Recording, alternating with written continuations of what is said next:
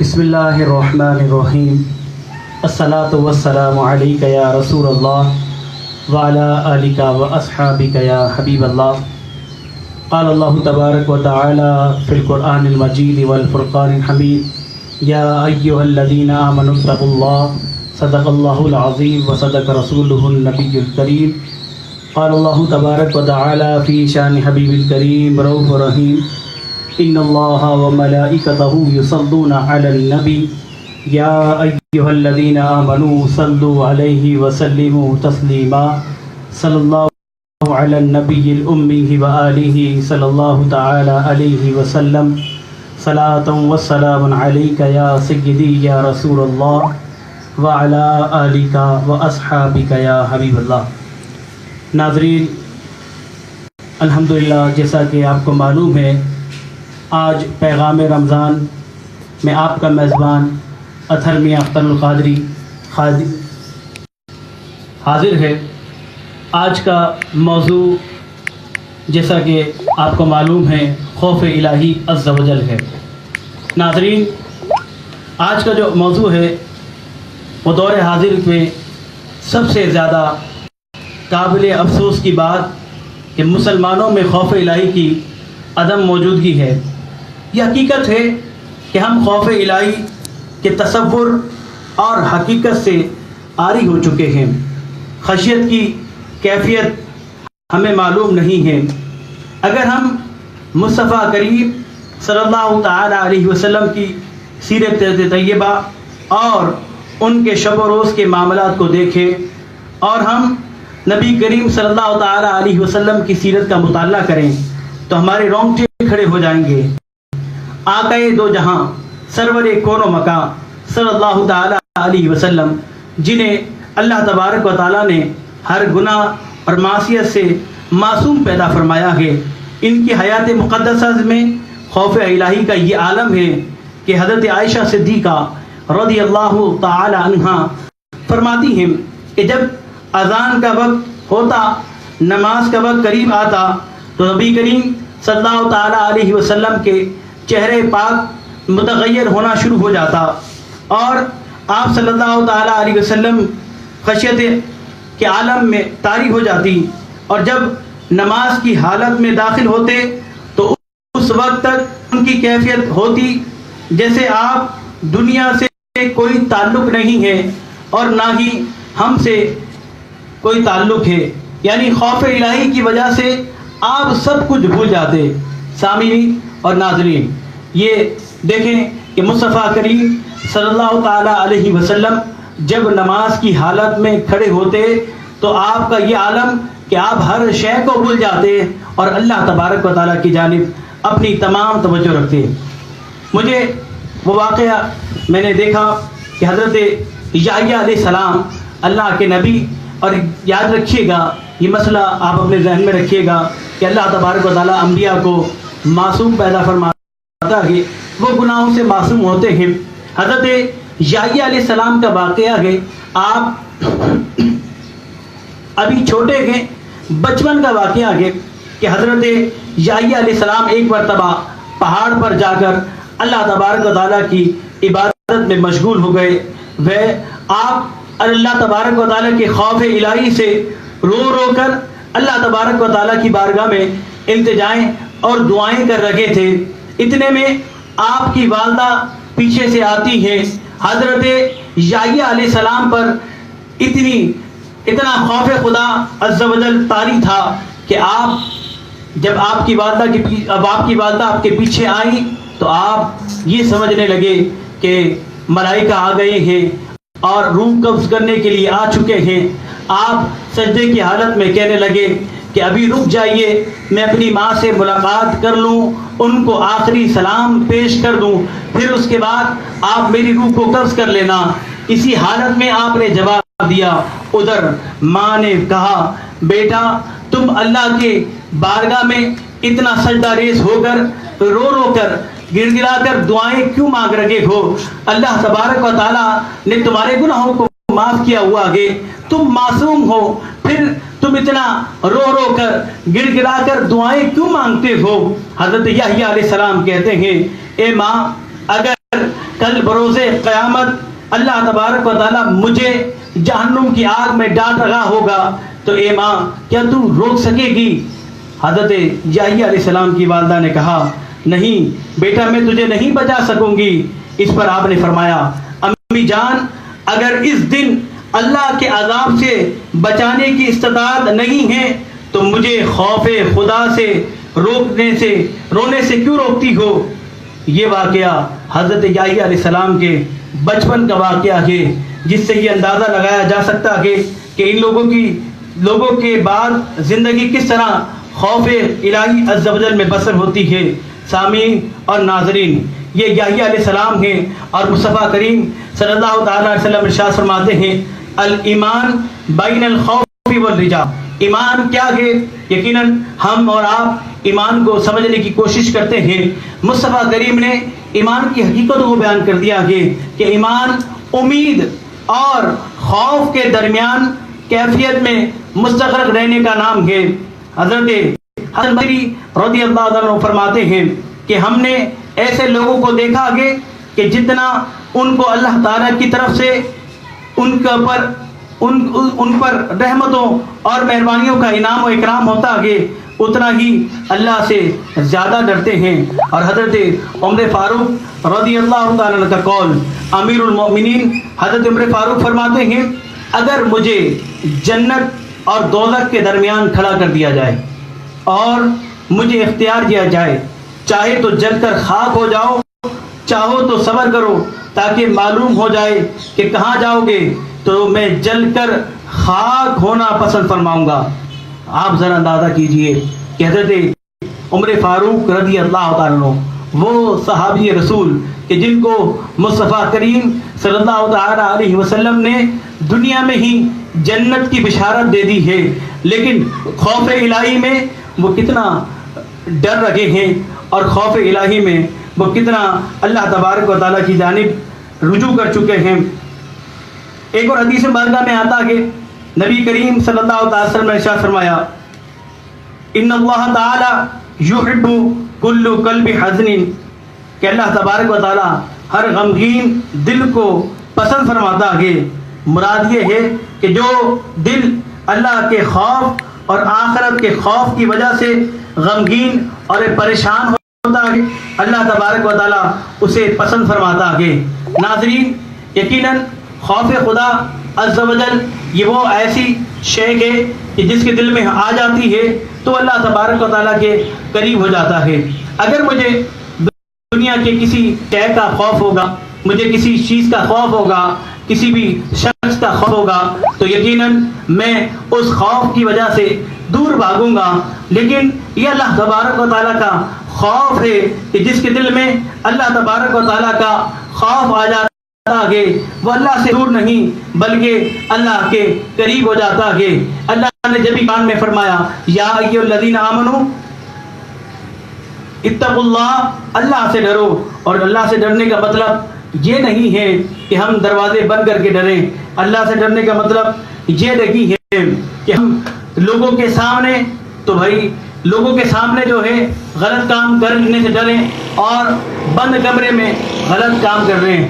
یاد رکھیے گا خوف الہی عز و جل سے مراد کیا ہے؟ اس سے مراد یہ ہے کہ چاہے آپ گھر میں موجود ہوں، چاہے آپ جلوت میں ہوں، خلوت میں ہوں، چاہے آپ کسی مجلس میں ہوں یا تنہائی میں ہوں، جب بھی جس جگہ بھی ہوں تو آپ خوف الہی عز و جل اپنے دل میں رکھیں کہ اللہ مجھے دیکھ رہا ہے۔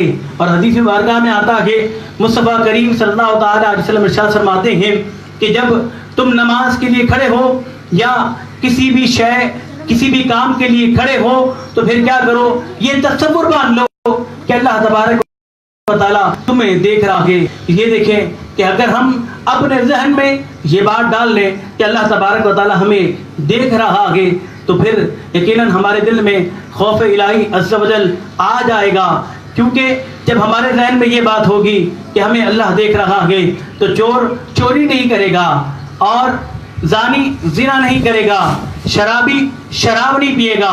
کیوں؟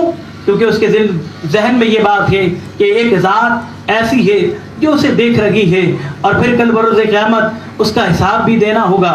سامعین اور ناظرین، یہ خوف الہی عز و جل ایمان کی ایک ایسی سیڑھی ہے کہ جس کے ذریعے آپ اللہ تبارک و تعالیٰ کے قریب ہو جاتے ہیں۔ روایت میں آتا ہے بنی اسرائیل کا واقعہ کہ ایک شخص جب مرنے لگا، اس نے اپنے بچوں کو بلایا اور بلانے کے بعد ایک وصیت کی، اور وصیت کیا کی؟ اس نے یہ کی کہ جب میں مر جاؤں تو مرنے کے بعد میری لاش کو جلا دینا، اور جلانے کے بعد جو راکھ ملے اسے ہوا میں اڑا دینا۔ اللہ اکبر! جب وہ مر گیا، مرنے کے بعد اس کے گھر والوں نے اس کی وصیت کے مطابق یہ عمل کیا۔ پھر کیا ہوا؟ اللہ تبارک و تعالیٰ نے اس کے تمام اجزاء کو جمع فرمایا، اور وہ شخص اللہ تبارک و تعالیٰ کی بارگاہ میں آ گیا۔ اللہ تبارک و تعالیٰ نے اس بندے سے پوچھا، اے بندے، مجھے یہ تو بتا کہ تو نے یہ کام کیوں کیا، کہ تو نے اپنے بچوں کو یہ حکم دیا کہ وہ تیری لاش کو جلائے اور جلانے کے بعد تیری راکھ کو ہوا میں اڑا دیں۔ وہ کہنے لگا کہ مالک و مولا، میں پوری زندگی گناہوں میں ملوث رہا، میں پوری زندگی گناہ کرتا رہا، اور گناہ کر کر کے میں نے اپنے نامہ اعمال بھر لیے، سیاہ کر لیے، اور مجھے خوف تھا کہ مالک و مولا میں تیری بارگاہ میں کس طرح حاضر خدمت ہوں گا، میں تیری بارگاہ میں کیسے پیش ہوں گا، کہ میں تیری بارگاہ میں کوئی نیکیاں لے کر نہیں آیا ہوں، میں کیسے تیری بارگاہ میں پیش ہوں گا۔ اللہ فرماتا ہے بندے، تو کیا میری قدرت کو نہیں جانتا ہے کہ میں لوگوں کو ان کی ہڈیوں کو ملا کر بنا دیتا ہوں، میں کن فیکن کہہ کر لوگوں کو بنا دیتا ہوں۔ اللہ اکبر! وہ شخص کہتا ہے کہ مالک و مولا، میں تیری قدرت کو جانتا ہوں، تیری قدرت کا معاملہ مجھے معلوم ہے۔ پھر فرماتا ہے تو نے یہ کام کس لیے کیا؟ وہ کہتا ہے مالک و مولا، میں نے اس لیے کیا کہ خوف خدا میرے دل میں آ چکا تھا، تیرا خوف میرے دل میں بیٹھ گیا تھا۔ اللہ فرماتا ہے اگر تو نے یہ خوف میں کیا تو جا، تو جنت میں چلا جا۔ تو حاضرین ناظرین، یقیناً یہ خوف خدا عز و جل کے ہے کہ انسان جب اللہ تبارک و تعالیٰ کا خوف دل میں رکھ لیتا ہے تو وہ اللہ تبارک و تعالیٰ کے قریب ہو جاتا ہے۔ حضرت عبداللہ ابن مبارک رضی اللہ عنہ کی کیفیت کے بارے میں بابا فرید جیسی ہی تھی، آپ عموماً ارشاد فرمایا کرتے تھے، جب رات ہوتی تو عابد لوگ اس کی سختیاں اٹھاتے ہیں، اور جب صبح آتی ہے تو وہ رکوع کی حالت میں ہوتے ہیں، اور خوف الہی ان کی نیند کو اڑا دیتا ہے۔ لہذا جو کھڑے ہوتے ہیں اور بے وقوف لوگ دنیا میں آرام کی نیند سو رہے ہیں، اور آپ فرمایا کرتے تھے کہ جس دل میں غم نہ ہو وہ اس طرح خراب ہوتا ہے کہ جس طرح وہ گھر جس میں رہنے والا کوئی نہ ہو۔ اور امام غزالی رحمۃ اللہ علیہ کا وہ جملے مجھے یاد آ گئے، آپ فرماتے ہیں کہ تمام لوگ خطرے میں ہیں سوائے ان لوگوں کے کہ جو ایمان لیا، اور آپ فرماتے ہیں اور تمام ایمان والے جو ہیں وہ بھی خسارے میں ہیں سوائے وہ کہ جو اپنے علم پر عمل کریں، اور پھر تمام عمل کرنے والے وہ بھی تب تک مکمل نہیں ہوں گے جب تک وہ خوف خدا عز و جل نہ رکھیں۔ تو یہ خوف خدا ہمارے دل میں لازم ہونا چاہیے، ہم اپنے دل کے اندر اس خوف کو بٹھائیں کہ ہمیں اللہ تبارک و تعالیٰ دیکھ رہا ہے۔ آج ہم اپنے دل میں یہ بات بٹھاتے ہیں، جبھی تو ہم رمضان المبارک کے ان ایام کے اندر آپ دیکھیں پانی بھی موجود ہوتا ہے، کھانا بھی موجود ہوتا ہے، ہر شے موجود ہوتی ہے، لیکن آپ کیوں نہیں کھاتے ہیں؟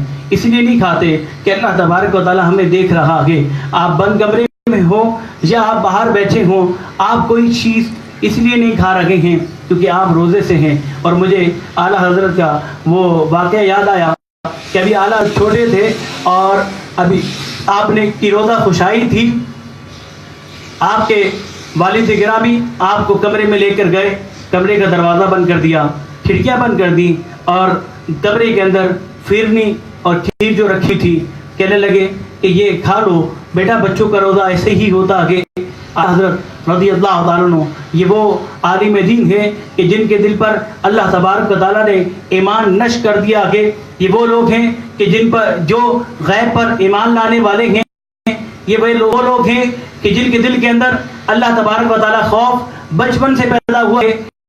وہ کہتے ہیں بابا جان آپ کہہ رہے ہیں کہ دروازے بند ہیں، کھڑکیاں بند ہیں اور کوئی ہمیں دیکھ نہیں رہا کہ، لیکن اللہ تبارک و تعالیٰ ہمیں دیکھ رہا کہ باپ نے اپنے گلے لگا لیا ہے۔ میں پوچھتا ہوں، میں سوچنے لگا، میں مجبور ہوا کہ اعلیٰ حضرت کے والد گرامی بھی تو عالم دین ہیں، لیکن وہ اعلیٰ حضرت سے ایسا سوال کیوں کر رہے ہیں؟ تو میرا جواب یہ ہے کہ وہ اعلیٰ حضرت کو چیک کر رہے ہیں کہ ایمان کی وہ کس حالت میں ہیں۔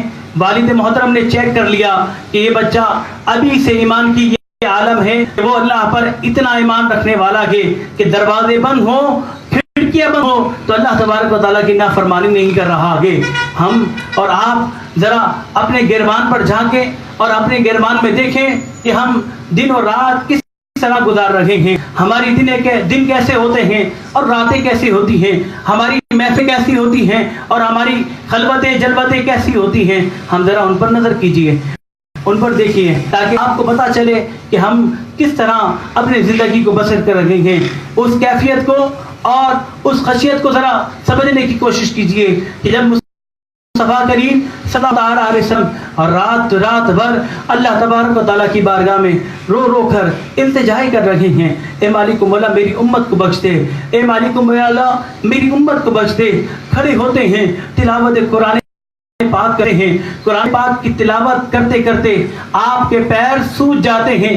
جب آپ کے پیر سوجنے لگے تو حضرت عائشہ صدیقہ رضی اللہ تعالیٰ عنہ کہتی ہیں کہ یا رسول اللہ صلی اللہ تعالیٰ علیہ وسلم، اللہ نے آپ کے توسل سے آپ کے آگے اور پچھلے لوگوں کے گناہوں کو معاف کر دیا کہ یا رسول اللہ آپ اتنی کثرت کی عبادت کیوں کرتے ہیں؟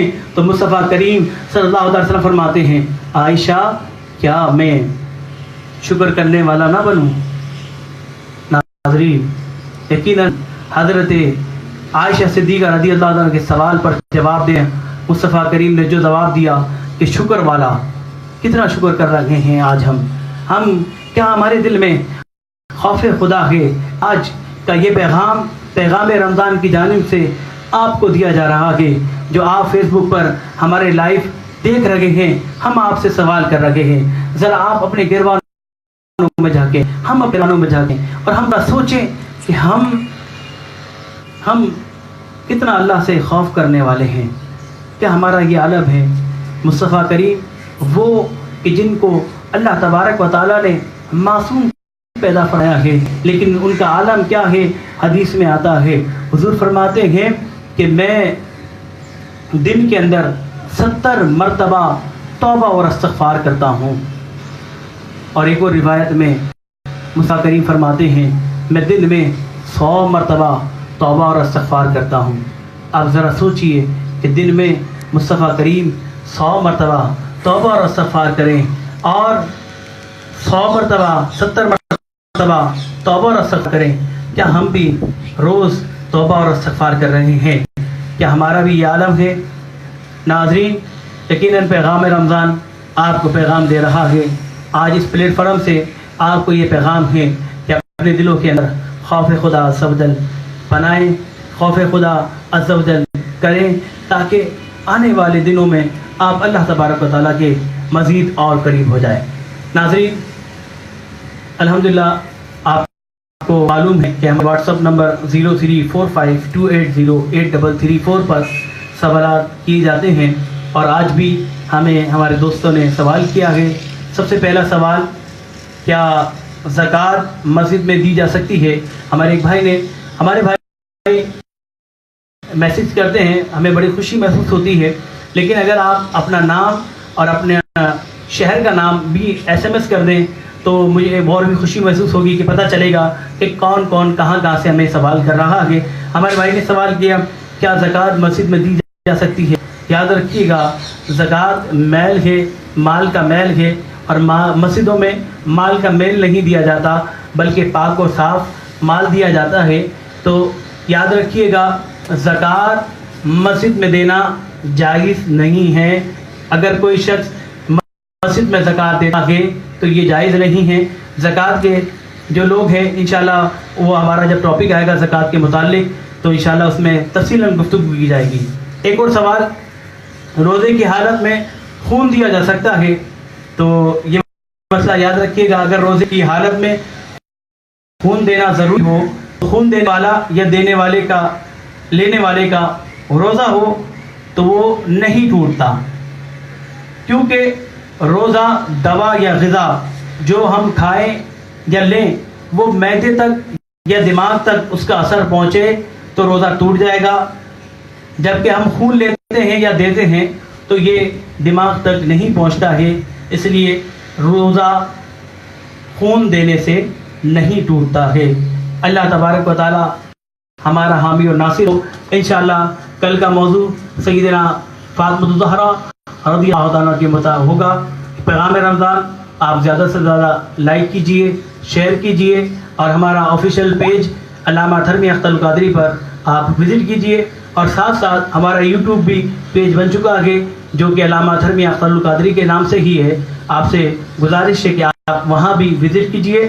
اللہ تبارک و تعالیٰ کی بارگاہ میں دعا ہے کہ اللہ تبارک و تعالیٰ آپ کا ہمارا حامی و ناصر ہو. وما علینا الا البلاغ المبین.